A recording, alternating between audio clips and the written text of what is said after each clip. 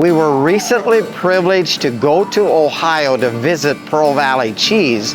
We were able to see the process of cheese being made all the way from visiting a dairy farm, then to the plant, and from making the cheese all the way to it being packaged and being ready to ship out and brought here to our stores.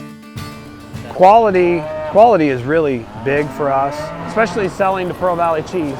A healthy cow is everything. I don't know if you can see that on them.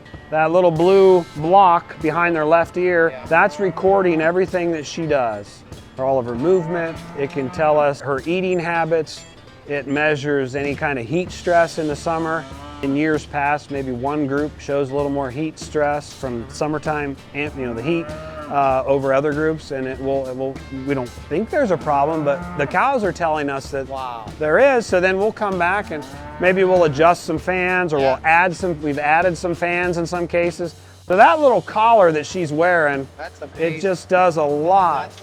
As we walked through the plant in Ohio, I couldn't help but notice how clean everything was and how friendly the employees were, and the family did such a great job with showing us how cheese is made. Just a little bit about the cheese making process. I'll kind of walk through the basics of it. So the first is receive the milk. We test the milk for antibiotics before we pump it off the truck. And then we receive the milk, put it into a silo, make sure it's cold. But when we're ready to make cheese, then we're going to pasteurize it and put it through the separator. After it's pasteurized and went through the separator, then it goes into the vats. In the vats, we're going to add rennet, which is an enzyme, which is going to make it into curds and whey. Curds are what's going to become the cheese. The whey is the liquid that also has protein in it. So there's some value in that whey. We're going to add the starter cultures, which are going to give it the flavor, which is the bacteria, and then we're also going to add the coloring. So the coloring would be like the annatto coloring. Annatto is a very common ingredient in a lot of foods that use like a natural red food coloring.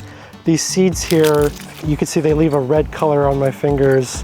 Cheddar cheese is oftentimes colored yellow with annatto. It's nature's natural red food coloring, and You've already eaten a lot of it in your life, and you never even knew. So if it's an orange cheese, it's going to have that coloring in it. So basically the cheese in the vats, it's going to separate two different ways. If we're making Colby cheese, it's going to go onto tables and get dried out, and then it's going to be loose curd. For Swiss cheese, it's going to be pumped over into the big presses that we saw that are each going to have 1,400 pounds in each one. Then we're going to cut them into 200-pound blocks, so we'd get 7 out of each block, and there'd be 2 presses per vat. So we actually get 2,800 pounds of Swiss in each vat. So it'd be pressed the first day, and then the next day it'd be go into the brine, and then the next day we'd take it out and put it in plastic bags and put it into the wooden boxes, and it goes into aging and growing its holes.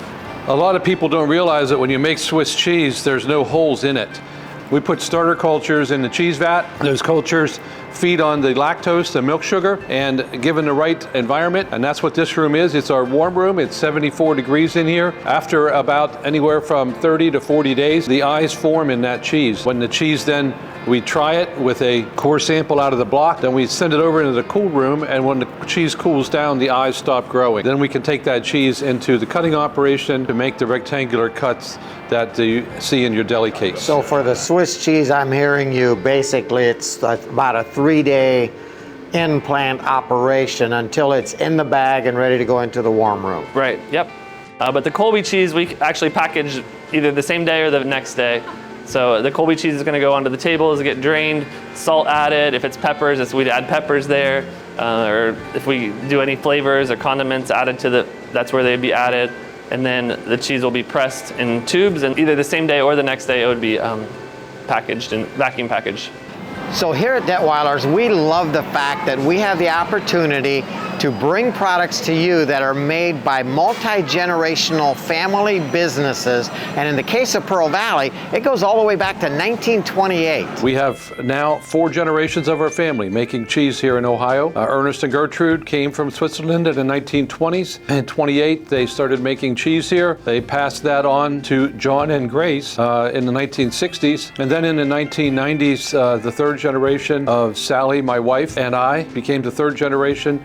And most recently, in the last 10 years, the 4th generation of our family has taken over management and oversight of the company. Today, we make 14 kinds of cheese, generally categorized in the Swiss category or Colby-style cheese category. We have about 60 employees, and we continue to expand our family's presence in the business.